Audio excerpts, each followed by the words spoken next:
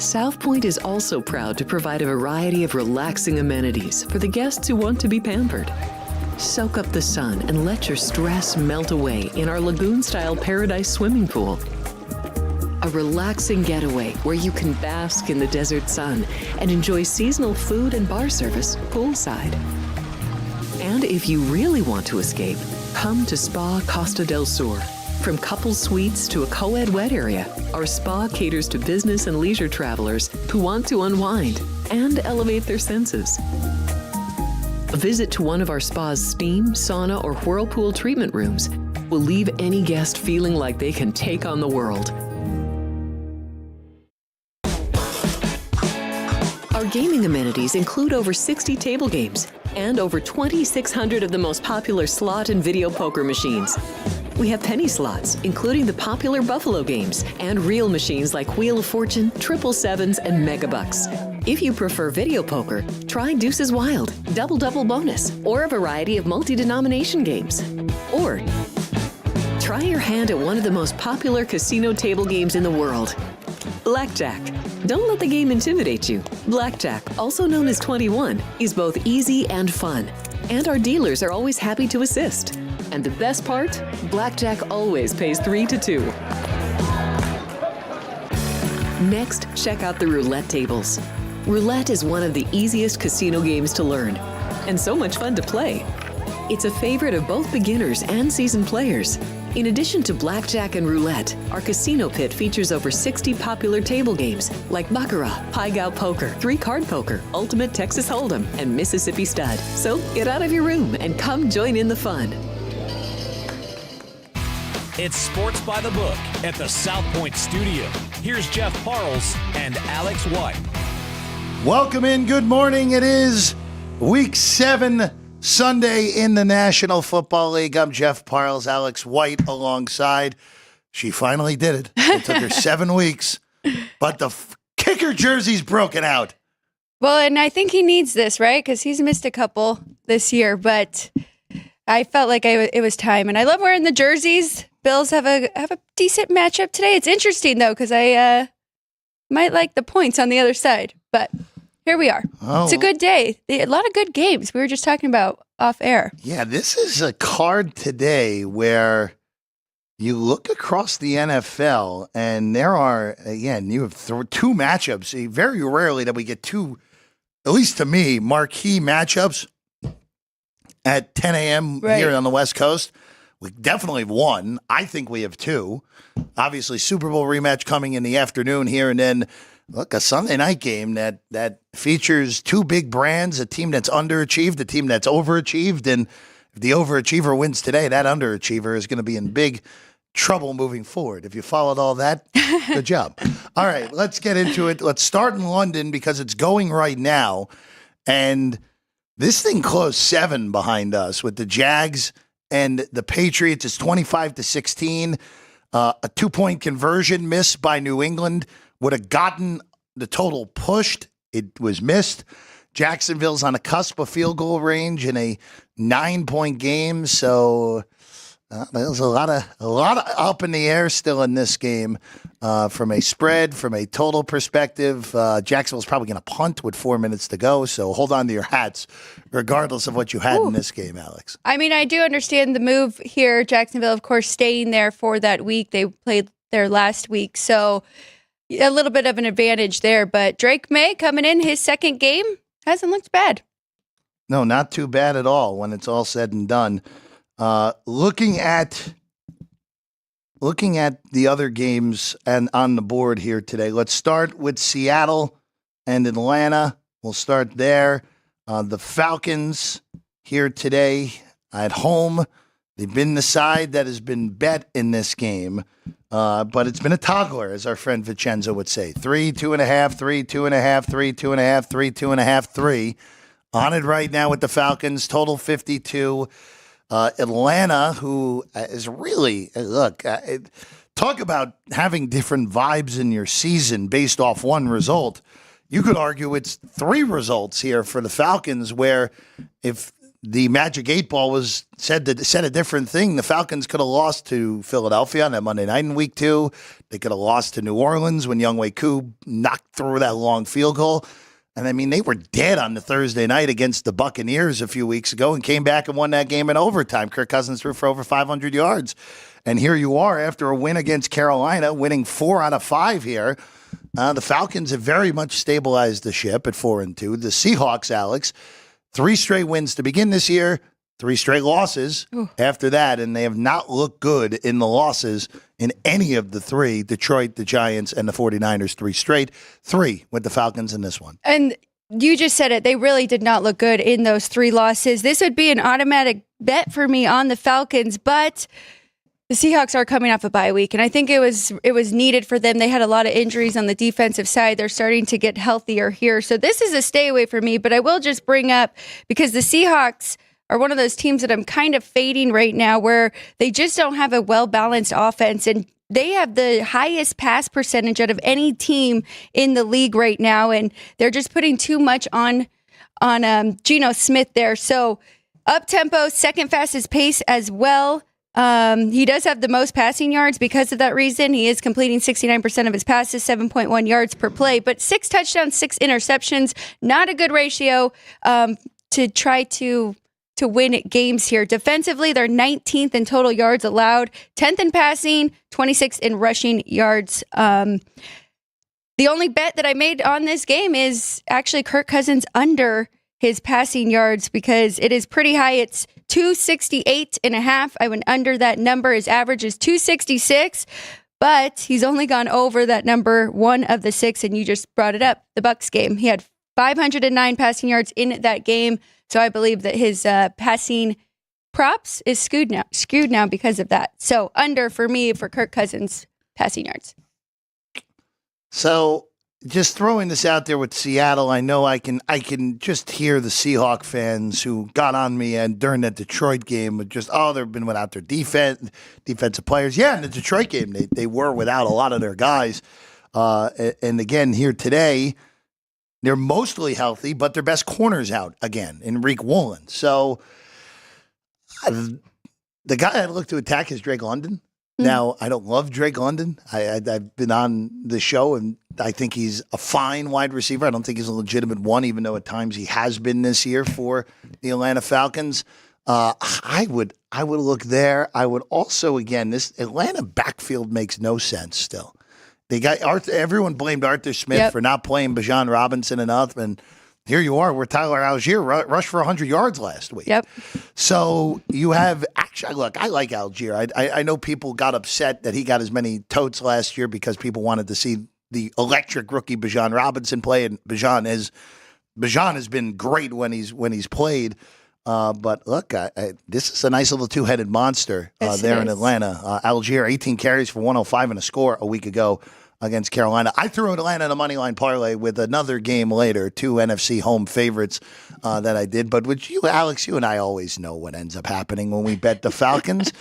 They're going to be down. They're going to be down late in the game, needing a score to get us either to win or to cover, depending on whatever we're looking at. That's how it works with this team. It won't be easy, that's for sure. You'll definitely have to sweat it out. That is one thing that I really like about this Falcons team, though. They were in the top 10 pass percentage, and now they have moved out of that list. Last week against Carolina, of their 68 plays, 38 were rushes. You just brought it up. Algier had 105 yards on 18, and Bijan Robinson, 95 yards on 15 carries. So starting to balance out their offense and lean on their run game a little bit more. So rooting for the Falcons in this one, but not brave enough to lay the points, and did not throw them on a moneyline parlay either.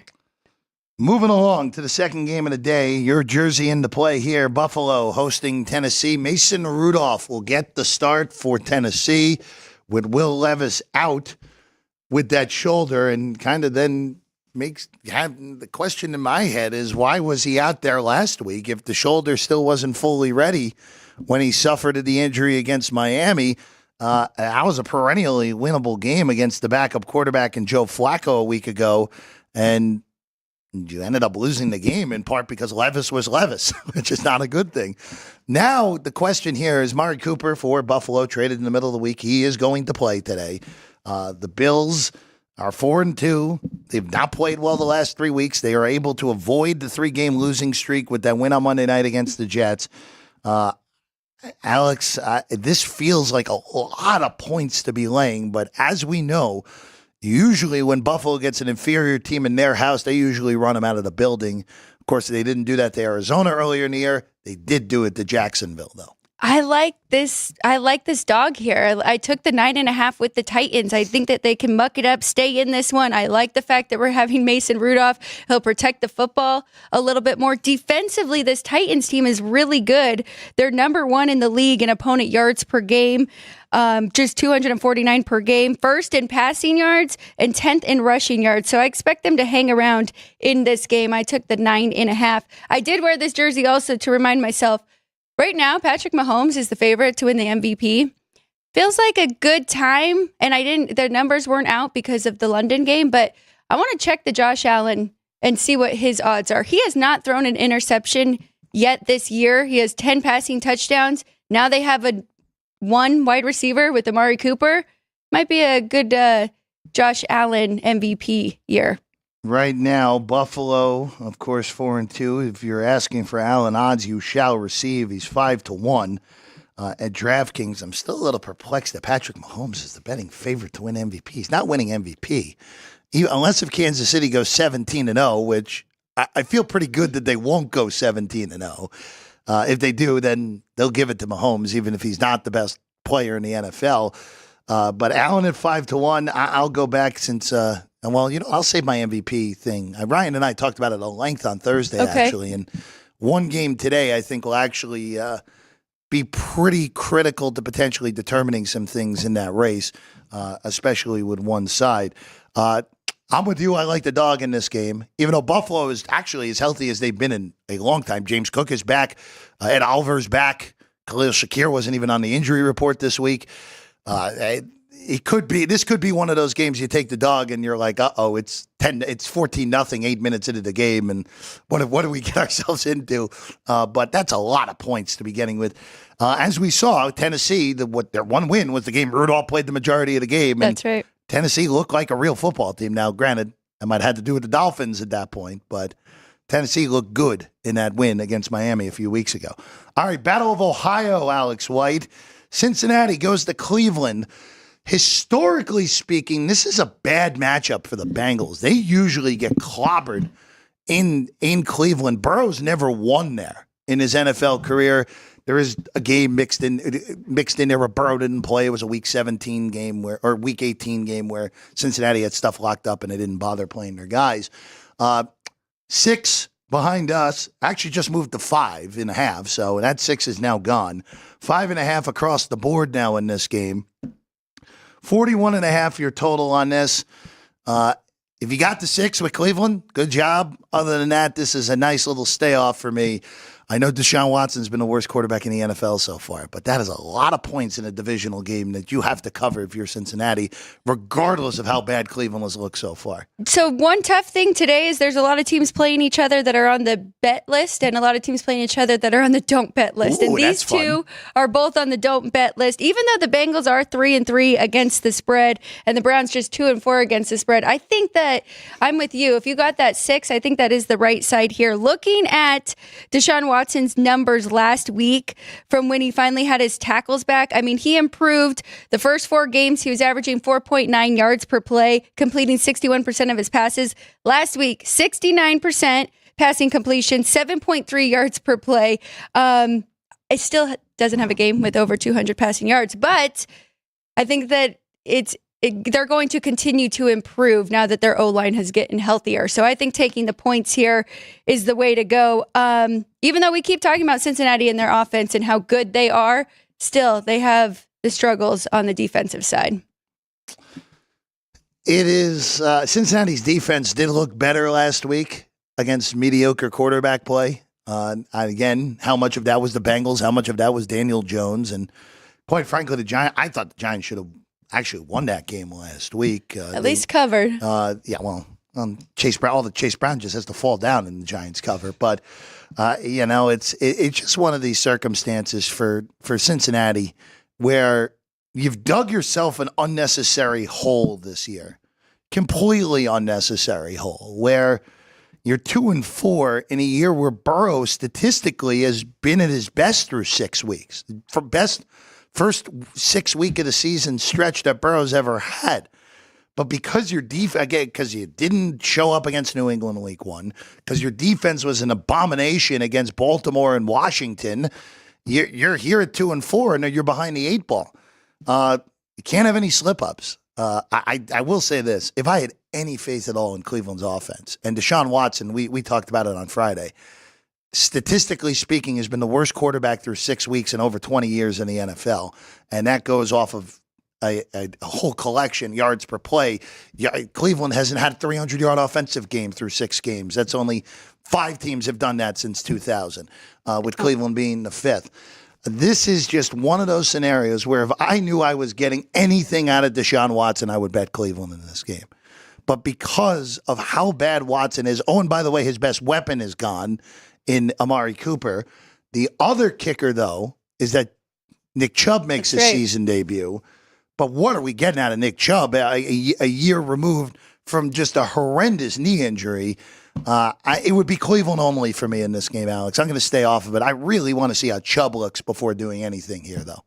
Yeah, I hope that we do get to see him. I imagine that they will.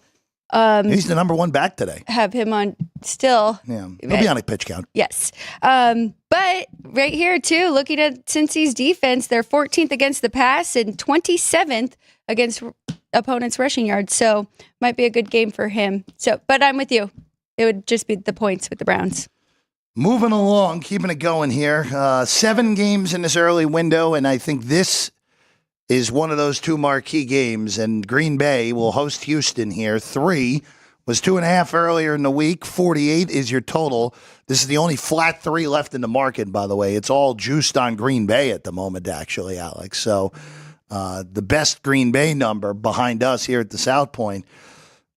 47-48. Alex, I'll just be very quick with this. I think the Packers are the better football team. The big question here with Houston, while Nico Collins is on IR, which one of Tank Dell or Stephon Diggs will show? Mm-hmm. If one of them shows, Houston is live here, but they also have injuries on defense as well.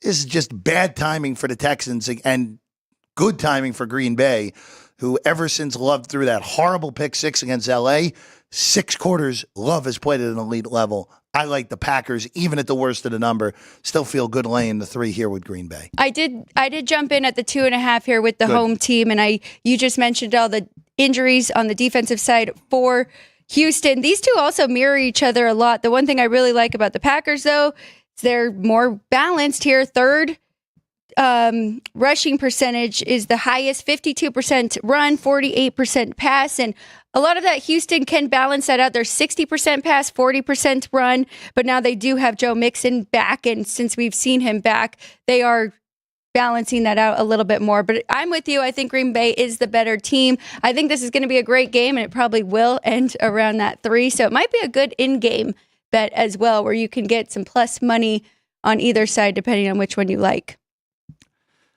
No Aziz Ashir, who the linebacker for Houston. No Jimmy Ward, their best safety. And then really, even though obviously Stingley is there in Houston, Kwame Lassiter has been awesome this year as a rookie, and he's out for Houston as well. So those are 3 significant defensive injuries on the Texans side, and not the right team to be drawing here. And you mentioned it, and look, I'll give Green Bay credit. Again, we talked about it when Jordan Love was out. They won both of the games with Malik Willis. And if you're going to make a run in what is, through 6 weeks, the best division in NFL history since they had went to the 4-division system back in 2002, where everyone's 4-2 or better, you had to keep pace. If you were 2-4, you'd be up the creek at this point if you were Green Bay. And here you are, 4-2. And as you said, balanced attack, which a lot of that comes from that Malik Willis area, but they have been balanced with Love as well.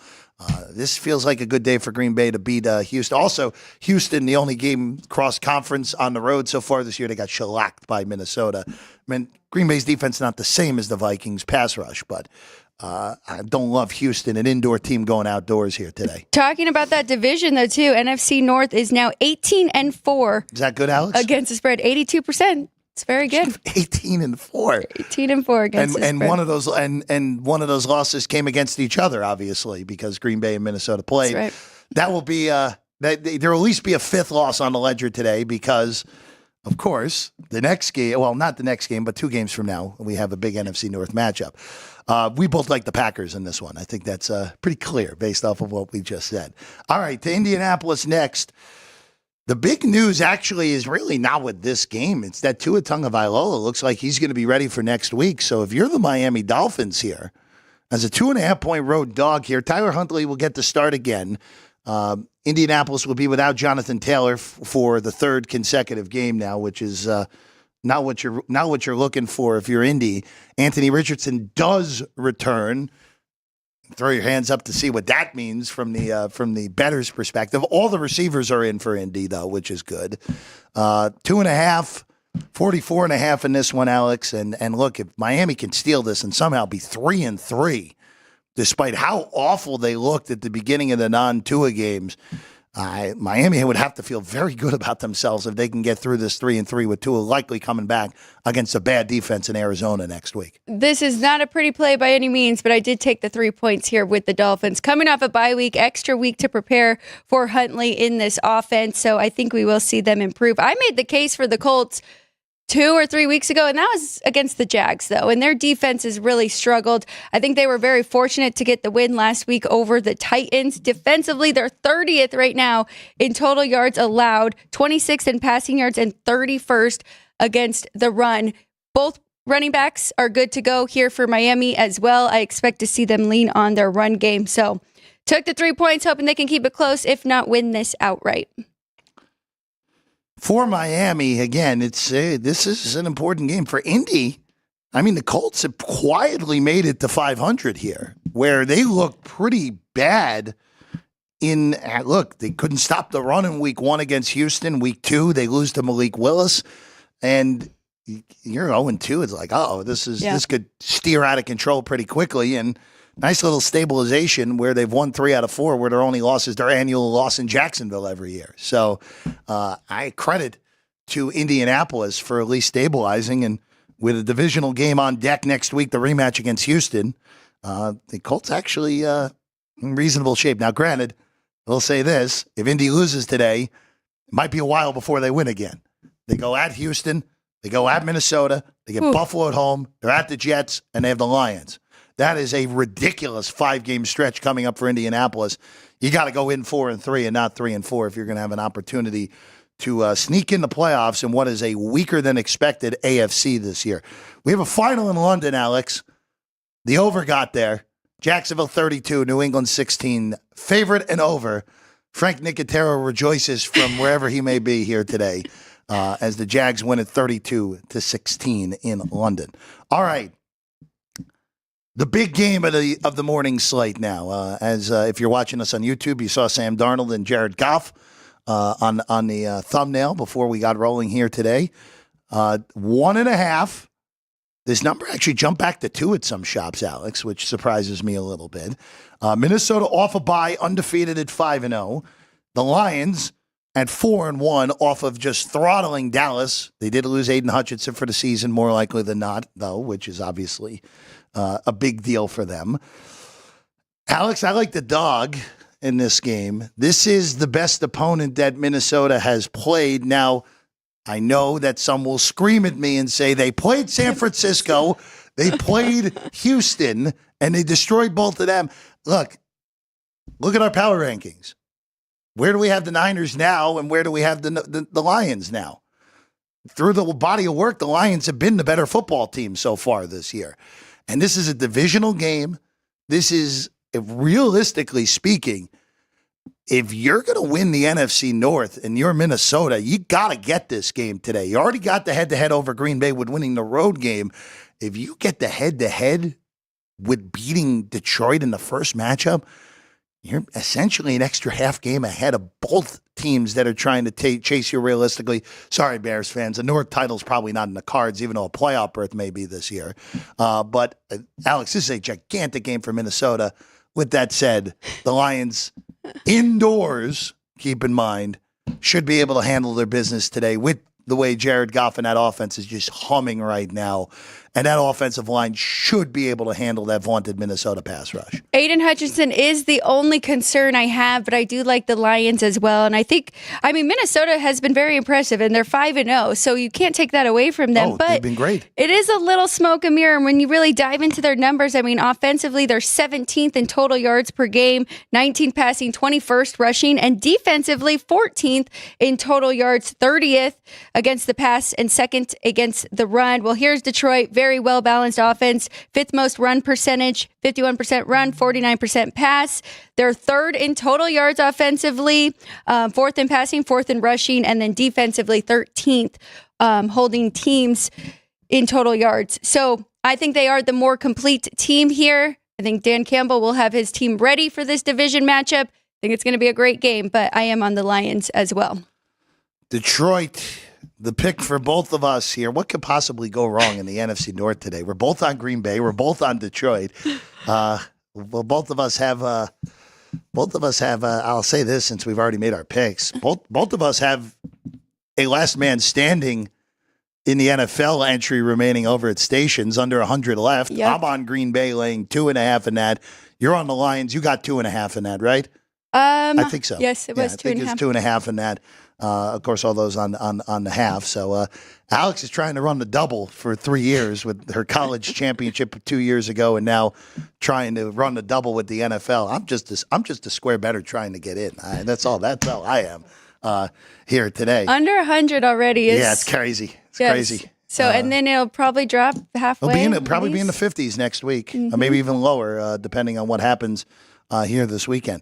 All right, let's go to the Meadowlands next. The Giants welcome Saquon Barkley back as the Philadelphia Eagles are 3-point favorites in this game on the road. Philly ugly, but winners a week ago against Cleveland. They did not cover. The Giants defense was awesome last week, other than the 50-yard touchdown by Burrow on the opening drive, and the Giants offense just didn't do anything for him last week. Only 1 touchdown, 2 missed field goals, and a 17-7 loss on Sunday night a week ago for Big Blue. I have nothing here. The only thing I would consider, now that we're at flat 3, I would consider laying it with Philadelphia on the road, but again, the way this Eagle team is coached, it's just very hard to lay points on the road against basically anyone at this point with them. It is. And I made the Eagles 4, so it's a slight lean to the favorite here, but I really don't trust them all that much. And you mentioned it. The Giants defense looked very good last week. Also, the Giants, they always play the Eagles pretty tight, and they did win last year, the last game of the season, so there might be a little bit of revenge. Eagles might have that on their mind. And I did make one bet here. I did Moneyline Eagles. Okay. Saquon Barkley, anytime touchdown. That gets you about plus 145. So, all right, that's how I tied it up. No problem with that. I think everyone has a Barkley anytime or a Barkley over here today, except for me. I don't have anything on it. So Barkley's getting in. It's a real shame, and I know Giant fans will yell at me here, but the fact that Boston Scott's no longer on the Eagles, who is good for a touchdown a game against the Giants, all but one of his career touchdowns came against the Giants. It's a shame, because that was the annual tradition over the last few years, just taking a nice price on Scott to score and winning more times than not on that. All right, we'll take a 2-minute break, Sean. We'll take a 2-minute break. When we get back, Vinny Magliulo will join us on set, tell us everything that's going on behind the counter with the early games, the late games, prime time. There's a team in the World Series already. There's another team trying to get there tonight. We'll get it all with Vinny when we get back here on Sports by the Book. We have 11 amazing restaurants featuring a wide variety for every price range and appetite. South Point's Garden Buffet has something for everyone at unbeatable prices. Or if hunger strikes in the middle of the night, join us at Coronado Cafe. The American menu offers breakfast, lunch, or dinner 24 hours a day, plus a Chinese kitchen for authentic Chinese dishes from 11 a.m. to 11 p.m. From steak and eggs to wonton soup, it's fast and friendly service 24/7. When you need a quick pick-me-up, you can find it at our state-of-the-art Starbucks just inside the main South Point entrance. Order ahead with the Starbucks app for easy mobile order pickups. Or enjoy your favorites in the relaxing dining area anytime, day or night. If you love Mexican food, Baja Miguel's has all of your south-of-the-border favorites. There are dozens of classics to choose from, like fajitas, ceviche, chimichangas, tacos, and more. And for spirit lovers, Baja's colorful non-smoking tequila bar is right outside.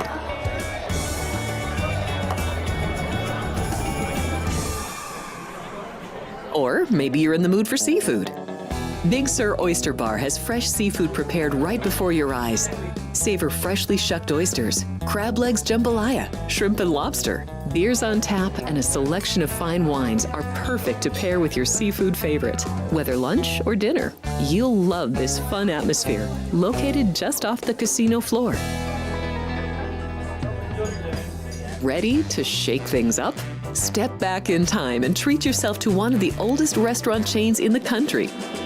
Steak and Shake, famous for original mouth-watering steak burgers and hand-dipped milkshakes in a variety of flavors. For some old-fashioned fun, try Steak and Shake.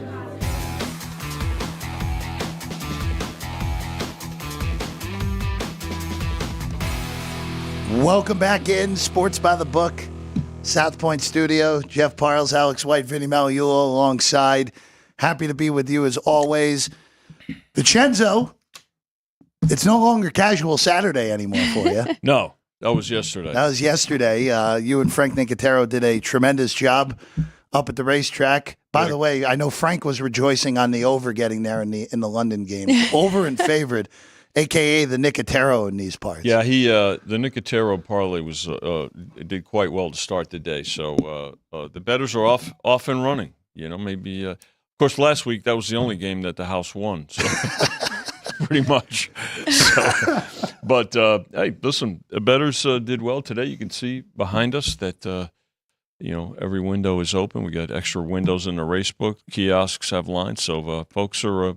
Again, bettors, credit bettors, right? They adjust. They adjust the times. They adjust the numbers, and they're having a good time out there. So, good day yesterday overall. Bettors had a terrific start to the wagering day, and we wound up getting out a little bit with some of the late games. I was just with Chris Andrews in the back, so Texas A&M was good. Tennessee, Michigan. So some great games yesterday, too. Great action. Very My good. goodness. Terrific. How did you two do yesterday? You summed it up right there. I had a very good start. Late game's not so good with West Virginia. Well, there and is today. Texas. There is. I'm back. All right. I will say with yesterday, college-wise, where that was kind of the first mega game that didn't really deliver. Georgia just beat the snot out of Texas from the get-go, and Texas never really got back in it, even though I will say the SEC refs setting the precedent of letting Texas fans throw trash on the field and changing the calls a hell of a precedent to set. Yeah. But that's a different discussion for a different time. But look, there were a few things, at least yesterday, at least to me, where I mean, look, the service academies just keep blasting away. They do. They Very much in the playoff picture. I know Army didn't cover the closing number, but they covered all the numbers during the week that were out there. Navy was up. Navy was up 38-0 before he could even breathe against Charlotte. Yeah. It was a very weird day across the board. And also, too, Tennessee, who was shut out for the third consecutive first half. Yep. Found a way against Alabama, and it's kind of strange to say that Alabama is just finding ways to lose games. It's just we haven't been able to say that since the pre-Saban era at this point. You know, it's amazing. You look back and you say that team like Clemson, right? Clemson, since their first game, since that second half of the Georgia game, has found their way, although they've not played the most difficult schedule, right? Bama's not been the same since the first half of the Georgia game, right? When you think about it, so certainly some things to sort out. They're definitely on the outside looking in right now in terms of the playoff picture. I have to give full marks to Indiana yesterday, who absolutely with a dominant performance from yeah. start to finish against Nebraska. They have to pay attention to this Indiana So the team. one thing with Indiana that we're going to have to monitor Yeah. now. So Rourke hurt his thumb. He did. He's not going to play next week. Yeah. They've already said that. So Taven Yeah. Jackson, who quite frankly looked pretty darn good himself when he was inserted into the game yesterday, is going to get the ball against Washington, who has just been abysmal away Yeah. from Seattle this year. Yeah, but the defense played terrific too. And Look, the running game. Vinny- It was a big test, right, against a very good Nebraska team. Vinny, all I'll say Yeah. is I'd much rather be wrong in that fashion with just Well, being sure. totally wrong Yeah. as opposed Yeah. to the fashion where there was an in-game I had on Cal yesterday where Cal misses a 28-yard field goal that cost me that bet on an in-game scenario. So Sorry about that. it's okay. I'm just throwing things out there. Just and they'll linger. The losses, the close losses linger. They'll always. The other ones don't. You're going to remember that missed field goal from beyond this weekend. You have to get over it, but I can I'll tell get you over right it, now, but we'll be doing a if I- show in 20 years, and Jeff will say, you know that damn field goal that Cal missed? And, Hey, look, Vinny, the pitchy woo-woo from a few years ago with Florida State and Clemson that cost me the Florida State cover, that one I'll remember. There you go. There are Spoken like few a that true you gambler. Few that you do it. There you remember. go. All right, Vinny. Let's go into what do we got here? Alex and I went through all the 10 a.m. games so Okay. far today. So, Well, let me give you what's going on here? Let me give you the movement, okay? And just again to recap, the Jags did close as a 7-point favorite here at the South Point. So I mean that game moved up 2 points from the opener. So it was one side. Patriots obviously scored first, but then it was all Jaguars after that. So bettors are off to a good start. Falcons here to listen. We're going to see a similar theme here. We're going to see a lot of games where we just don't need the favorite to win by 3 today. Starting with this game here. Taking a 3 with the Seahawks, but laying 2.5 right now is sitting at 3.52. The Bills add Amari Cooper. This game did touch 10, but as I oftentimes say, I hope you got it, but you didn't blink. We did. I can tell you that. Oh, so back to 9.5 and 41 for the Bills. Bengals, Browns need the Bengals a little bit. Looks like they're starting to maybe come back in 5 on the opener last Sunday night. Got as high as 6.5, but it's been a pretty steady stream of Browns money, even after Amari Cooper. So maybe a bet against the Bengals here, but 5.5 and 41 right now. Texans, multiple injuries here. Still, although they're not as injured as they were a week ago against the Packers. Packers, this one toggling back and forth, laying the 2.5 with the Packers and taking 3 with the Texans. Total up a point to 48. Need the Colts here. The Colts open as 4-point favorites against the Dolphins. Still no Tua, but we did have to go below 3, and now the Colts sit at 2.5. So Chris indicated probably one of maybe the biggest early slate decisions here. 44 for the total, which is up a couple of points.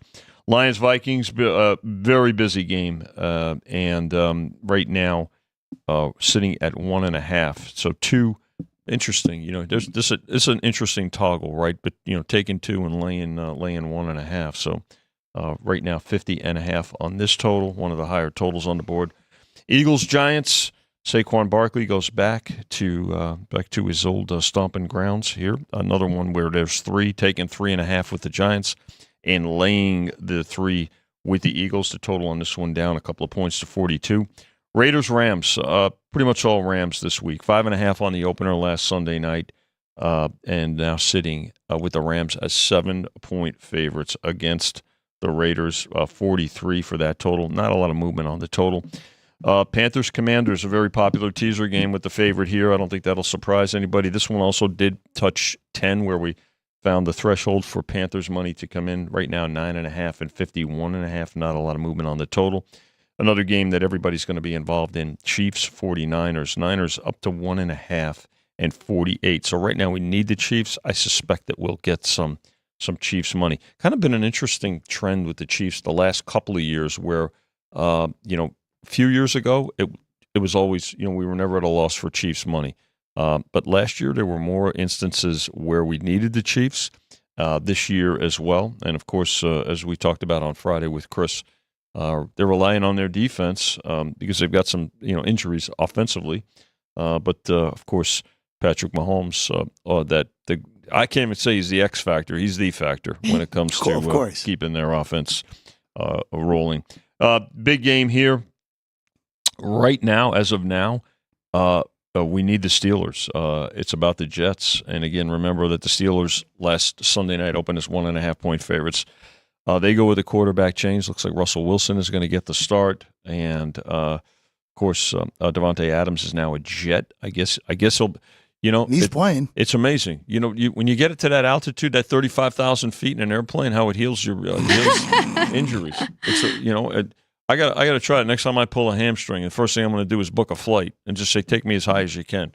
So the Jets are now a 2-point favorite in this game, and 39 total, up from 37.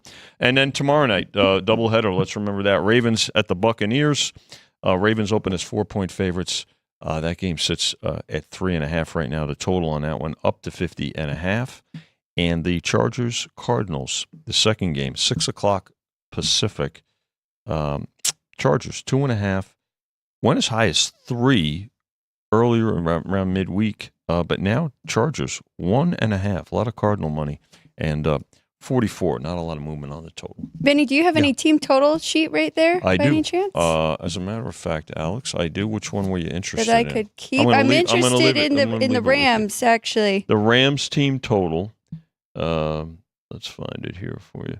Rams team total is 24.5. 24.5 on the Rams team total. You like it over? I do. Yeah. I like that game over, sitting at 43. Mm-hmm. But I think that might be more of a go with the Rams instead of laying that big number. Yeah. No, it's tough. Even with their injuries, right? I mean, you think about it, and kind of a bet against the Raiders as much as anything else. Yeah. Mm-hmm. I'll leave this with you, by the way. Thank you. You can have that, sure.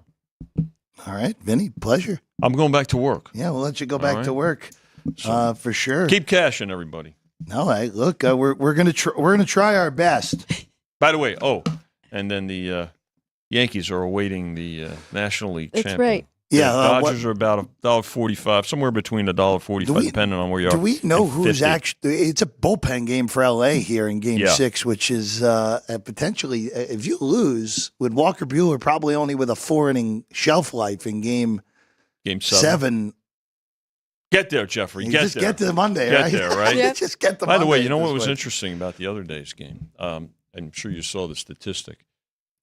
The Dodgers have been extremely disciplined at the plate. Credit them for that. Not one Met struck out the other day. That's the most amazing thing. Yes, 44 plate appearances too. Think about that. It wasn't like it was one of those low score. It was an 18 total runs, 12 runs, 44 plate appearances, no strikeouts. Yeah. Which means which I hate to say it. Which means today. Wait, I hate to say it, but don't you have to bet Lindor to strike out to lead off the game then?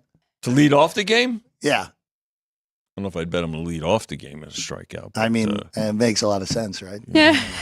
I don't know. I hope I'm wrong on that front. Enjoy, everybody. But credit to the Yankees, Vinny. though, last night. Oh, yeah. To finish it off. And Juan Soto had his signature Yankee moment last night in extra innings to send the Yankees to their first World Series since 2009. Yeah. That's just crazy in its own right, in all honesty. It does. Doesn't ring. But, again, we all know that the Yankees – and they are the Yankees still, right? It doesn't matter what generation. You still hear that. They are the Yankees. Yeah, 100%. Damn Yankees. But you know what? People either love them or they love to hate them. Hey, but I think more of the latter, more so than anything. Vinny, thank you as All always. right, everybody. Enjoy. Thanks, crew. Alex, let's roll into these late games, shall we? Yes. Let's go to the Battle of Los Angeles. Yes, I know the Raiders are based here, but let's be real with ourselves here. The Raiders, who traded Davante Adams, are without Jacoby Myers today as well, are 7-point underdogs on the road at the Rams, who are still banged up like crazy. Still no Cooper Kupp, more likely than not, even though he has a chance to play today. Still no Nakua. Alex, I'm just curious how you would play this game, because it feels like all those injuries, the Rams 7 seems crazy, but then you look at the Raiders and it's like, whoa, this team is as bad as anyone at the current moment. Right. Well, and they still have no Zamir White and no Jacoby Myers, like you mentioned. Does Zamir White move the needle at all, though? I mean, Madison has been good in that running back one spot. But still, they just are down offensive weapons for either quarterback here. And O'Connell gets a second start. I like the over. I made it 48. I think that I don't trust either defense, but that's why I asked Vinny, because I have not bet it yet. I think I'm going to go with the Rams team total over 24.5, but especially because, I mean, they can lean on Kyron Williams. The Raiders rushing defense has been below average. They are 23rd against the run. So I think that's the way I'm going to play it. Rams team total. Rams team total over the play for Alex in this one. I immediately crossed this game off my list when I saw this week. If anything, it's a negative home field advantage for the Rams today. It probably is, probably close to like -2 for home field. Look, the Raiders have turned out to be exactly what they I thought they were going to be. The team with no quarterback, which, whatever, kind of, in all honesty, the best thing this year for this Raiders team is to be bad and picking near the top of the draft so you can get one of the elite quarterbacks. And a team that's just not particularly well coached. That's just what I thought they would be going in, and that's exactly what has transpired. And if it wasn't for that accidental win against Baltimore, we would be talking about them in the same category as New England and Carolina.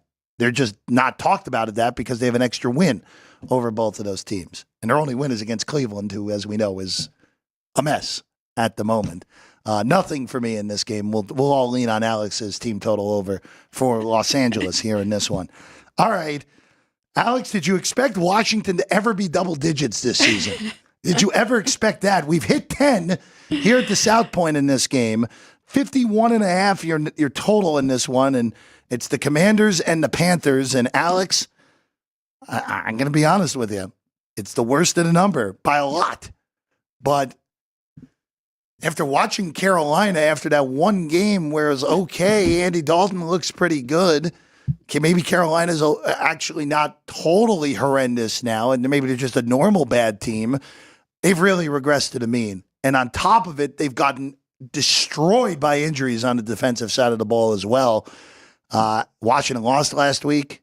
It feels like a pretty nice bounce back for the Commanders. I don't advocate for laying double digits now, but if Carolina scores first and you can get this around that 7.5, maybe even 6.5, that was lower than what it was even available at any point this week. That'd probably be the way I'd look at this. Washington, I can't believe I'm saying this. Washington is just a significantly better football team in this game. Oh, they are. Both sides of the football, too. And we were worried about their defense, but they have improved. And the best part about Washington is they're not just relying on their pass game. So they are in the top 10. They're very well balanced, 50% run, 50% pass. They also play slow, 30 seconds per play. So I definitely like Washington. I jumped in early this week. This is one of my teaser legs. So I got Commanders under 3 at 2.5. And then I tied it up with the Lions, getting them over 8. So that's the only thing I have here. I like your waiting for the in game, though, to try to get a better number. But it's definitely the Washington side for me in this one. I'm trying to figure out who's the right guy to play prop-wise today, since it looks like Brian Robinson's going to play again. Because I was really trying to look at attacking Eckler, but I can't do that if Robinson's going to be in there. Maybe this might be a Luke McCaffrey dart at an anytime touchdown big number. I don't know. There's some prop angle to be had in this game. I haven't quite been able to figure out what the right way to do it is, because you're dealing with a battered, not good defense in Carolina, and again, Washington's offense. Even last week, I thought Washington did well for themselves last week. They did. They lose by a touchdown, push the late numbers, don't cover the early numbers. Which, in all honesty, you and I both thought that this was a pretty good potential smash spot for Baltimore last week, and Washington hung in the game the whole way. Right. And credit to Dan Quinn and that staff. This team is significantly better than I think any of us thought they would be going into clearly significantly better than any of us thought they would be going into the season. But we'll see how it all plays out throughout the rest of the year here for the Commanders, who might win the NFC East at this rate. Yes, they might. I am on Terry McLaurin anytime touchdown if you want to join me there. But he is on all 5 of my fantasy teams, so I need that for more reasons than one. All right, let's go to the Super Bowl rematch. It's 1.5 behind us with the 49ers. There's a lot of 2.5 in the market now, which all I'm going to tell you, Alex, I like Kansas City the whole week as an underdog here. Already have plus 110 in pocket. Probably will take some more of some bigger numbers that are out there now. But if this thing gets to 3, this will be one of the bigger bets I've made all season. Now, are the Niners capable of beating them and winning this game by double digits? Yes. But here's the one thing I will say. Kansas City off a bye. Andy Reid's only lost twice in his career, they have 21-2 at this point, just all these years in the league as a head coach. And Kansas City's defense has been spectacular this year. And I'm concerned about the Niners. The one high-end pass rush that the Niners faced this year destroyed them with Minnesota. And Chris Jones is breaking scales at the defensive tackle position of just how well he's played so far this year. And it's Mahomes as an underdog. He's only not covered twice as an underdog in his NFL career. I like Kansas City outright here. I think they get this thing done in a Super Bowl rematch and send the Niners to 3-4. So I will tell you, I did take the easy way out for both of these late games, and I took both dogs and teased them up and tied them together. But I was looking, same game teaser for this one. I just couldn't decide if I was going over or under. I did make this 49, so it was a little bit of a lean to the over and teasing that down. But I couldn't bet against the Chiefs here off a bye week. Everything you just said. Defensively, though, I mean, both teams are pretty. I mean, the Niners have been just as good. So the Chiefs are 9th in total yards allowed, and the Niners are 11th. And then offensively, I mean, especially that game we saw against the Seahawks, the Niners really starting to put things together, and they are 2nd in total yards, 2nd in passing, and 3rd in rushing offensively. So I do worry that they could win this one. There is that revenge spot with the Super Bowl. You know, I love that. But at the same time, this is just a regular season game. So these two could end up seeing each other again, and then that'll mean a lot more. So took as many points as I could here with the Chiefs. So I don't blame you. If it gets to 3, I would be a straight bet on that as well. If we get 3, it's automatic. I got to be automatic on Kansas City. I don't think we'll get here at the South Point, but other shops around town definitely in play. Let's go to the chat real quick. Brett and Vicarious Vegas, both on the Lions today. Boy, a lot of people on the Lions watching this show. And then Sean's asking how you're not Sean, a different Sean. Is asking how is your fantasy team doing, Alex? Well, which one? I've got too many. Okay, not bad. The one in South Point is actually the worst one, which is okay because the money ones, well, this is a money one, but the bigger money ones. The real money ones, yes. Yeah, are doing pretty good. I'm in 2nd in one of my full-time fantasy, which is the one with Vegas Maddie. All I'm going to tell you is Matt Neverett, who was talking a lot of stuff after the draft, is 1-5 in our South Point Studio League. Maddie, we love you, but karma can hit you very hard when it comes to fantasy football right out of the gate. Much better at calling games than fantasy football. I'd rather have his skill set than being good at fantasy football, quite frankly. 100%. Not even a debate on that one. All right, Sunday night, Alex, and then we have two Monday games to talk about as well. The New York Jets go to Pittsburgh in a desperate spot at 2-4, 3 straight losses after the 2-1 start. The Steelers are apparently starting Russell Wilson tonight, which Alex, for the life of me, I don't get why here. I don't get this game. The Jets' weakness on defense is stopping the run, and you eliminate the possibility of the quarterback run, which the Jets have also historically struggled with as well. You eliminate that possibility with Russell Wilson coming in, who's probably not going to be willing to run much coming off of that calf injury in preseason. I don't get it. It's a very weird swap when the team is winning. Now, if there's other reasons, clearly Russ is Tomlin's guy, and that's the only way that at this point this makes remote sense. But Alex, I was fully prepared when Pittsburgh was favored earlier in the week with Fields on as the quarterback to lay this thing. Now, I would only look at the Jets. I think the Jets have been handed a gift tonight with Russell Wilson starting this game. The Jets will still have to find a way to block that elite pass rush of Pittsburgh. But I think the Jets find a way to get this thing done tonight. I also like this game under The Yes. total, I don't know how either team is getting into the mid-20s, which would more likely not take that in order to get this game over that 39. I do think under is the best bet here. Can I ask you, though, Yeah. you think it's potentially, since they have no film on Russell Wilson in this offense and they have plenty with Fields? I don't think that's a factor. So preparing for that? If that's if that ends up being a factor tonight, then everyone on the Jets coaching staff shouldn't be there anymore. And the other thing is, Justin Fields will be ready to go.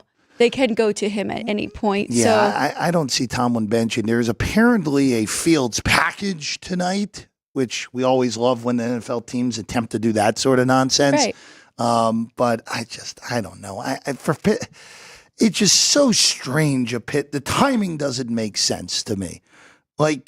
If you did, let's say Fields started tonight and the Jets beat the Steelers. Long week, Monday night game against a bad team and the Giants coming up next week. All right, the timing then makes a little more sense. This, I don't like the timing, especially again, the Jets defense weakness is stopping the run. And their pass defense, even though it has not been, at times not been as good as you're accustomed to the last few years, is still a top 5 pass defense in the NFL. Even with DJ Reed likely not to play tonight, and with Michael Carter definitely not playing tonight for New York. Yeah, they're second against the pass, giving up opponent passing yards, and 17th against the run. So you make great points there. The other side with the timing, though, is now it's not so much as a benching for him doing anything wrong, more just, Russell Wilson was supposed to be the number one and he's healthy and ready. So let's put him out there and see what we've got. So then you don't really, the ego thing and benching Justin Fields so he can go back to him. I don't know. That's the only thing I can think of, but should be a good game between these two. Defensive battle. So don't expect a whole lot of fireworks.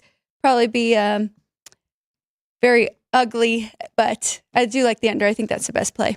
We'll have more talk on these two games we're going to touch on real quick tomorrow. Of course, Alex and Kenny are here at 9 a.m. Ryan and I are here at 3 o'clock in the afternoon to get you ready for the double dip on Monday night. The earlier of the two games, Baltimore and Tampa, is a tremendous game with the Ravens 3.5-point favorites on the road at the Bucs. It touched 4 quickly earlier in the week and then was quickly gone. If you got the 4 on Tampa, I think that's a pretty good number. With that said, though, if Mike Evans doesn't go, he is a game time decision for this game tomorrow night, that is going to be a very uphill climb for Tampa. And also, I'm concerned about Tampa stopping the run because Baltimore's run game, since they realized Derrick Henry still's got it here, Baltimore's looked like as good as anyone since week 2 after that 0-2 start. That is a huge component in this. If Mike Evans is going, I will probably be on the dog taking the points. If not, I will lay it confidently here with the Ravens. 50.5, also a high total as well. I know Tampa's coming off scoring 51 on their own last week. You watch if you watch New Orleans on Thursday night, you know how big of a mess the Saints are currently at the moment with 5 consecutive losses.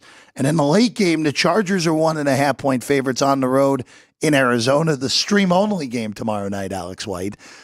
Just come to the South Point. Just come to the South Point. Streaming won't be an issue here. Just watch a potential Game 7 in the NLCS and 2 football games here tomorrow night. We might have to get our booth 23. Set up for our South Point crew. Is that what we're calling? Is that what it's called now? Yeah. With 23? Okay. Chargers 1.5. Good injury news for Arizona this week. There was a big concern that Marv Jr. wasn't going to be able to play. He cleared protocol. He's in. Again, I still got to get it through my head with the Chargers that they're coached by a real coach now with Jim Harbaugh. But this is just a very hard handicap, this game for me. And as of this moment, maybe things change, and Ryan and I will dive into the props in a big way tomorrow. At this moment, I don't have anything on this game, concluding week 7 in the NFL. At this number, I absolutely love the Chargers, minus 1.5 here. Even on the road, I love what I saw coming off that bye week against the Broncos. So if Mike Evans isn't playing, I might have a Harbaugh favorite parlay going. Oh. I definitely, I like what he's done here with the Chargers. I like how they're playing. They are on the bet list with running way more than passing. And then we saw him open it up a little bit and him trust Justin Herbert the last game. So I definitely like the Chargers. The Cardinals, they are what they are, right? We'll get some really good Burts offensively, but defensively they still struggle. See how it all plays out this week. It's a fun week in the National Football League as always. Again, good luck to everyone out there. Chris is in the chat as well. Brett, Vicarious Vegas, Sean, thank you for joining in on the chat. Not Sean, though. Not a quiet day for not Sean, now. Very quiet day. Well, he's nervous. He's got a big Sunday night game for his team. I think I'll be honest with you, Alex. I'm not sure Sean knows where he is at the moment. But credit to Sean for being here as always. And thank you as always. We're back tomorrow, double dipping for us. Alex and Kenny at 9. Get you ready for the day. 2 NFL games, a potential Game 7 in the NLCS if the Mets were to pull the upset tonight. Could be a lot of hockey and some basketball. Right. NBA starts on Tuesday, by the way. Are you ready for that, Alex? I like the honesty. Not yet. Yeah. Well, Celtics and Knicks will get that going on Tuesday. Ryan McCormick and I will be back on Football Frenzy at 3:00 not this afternoon. No, we're not. We're done for today. We're back tomorrow afternoon at 3:00 to get you ready for the Monday night double dip. Good luck, as always. Thank you. You Good too. luck, as always. We'll see you again tomorrow at 9 a.m. right here, Sports by the Book at the South Point Studio.